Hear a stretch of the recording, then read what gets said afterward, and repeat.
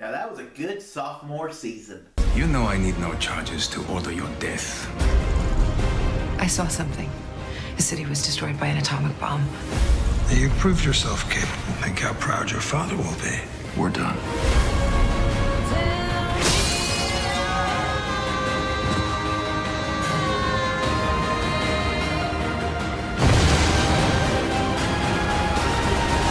The Man in the High Castle, Season 2. Alright, so The Man in the High Castle it's a show basically set in a fictional version of the 1960s where the Axis power of Germany and Japan had won World War II. Now, what I loved about the first season was such what it did with world building, how it set each of the players up. They set up that the eastern states of North America, plus a little bit of the Mid-East, had became part of the Nazi Reich.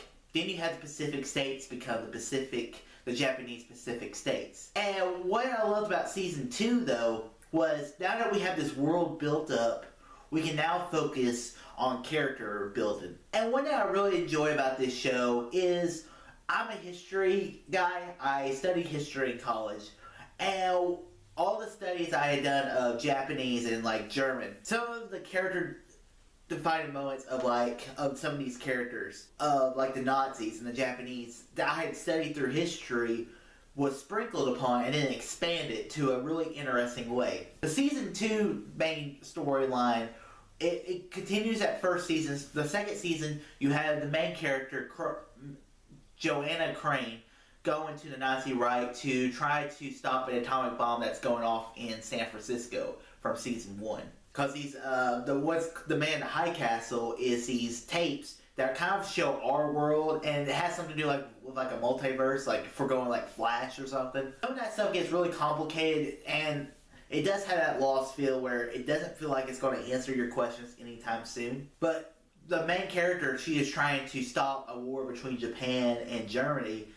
Well, not really. She's not trying to stop a war, really. She's really just doesn't want, because if there's a war between Japan and Germany, the main battleground is probably going to be the United States. What I liked about this season was we focused more on the world stage instead of just the American stage of the show. Season 2, I think, improves a lot of what Season 1 did. Season 2, what I like about it is it builds some of the characters more, and we get to figure out where they're going.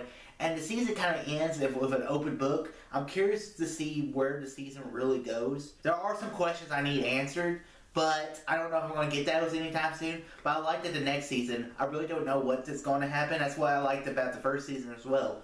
I like a little open-ended season like that. Overall, The Man in the High Castle is it's a very good show. I really enjoyed it. If you like history, if you like World War II stuff, and you want to see how the world would look like in this kind of view, I think you will really like this second season of the show. It improves on what Season 1 did. I'm going to give Man in the High Castle an A-.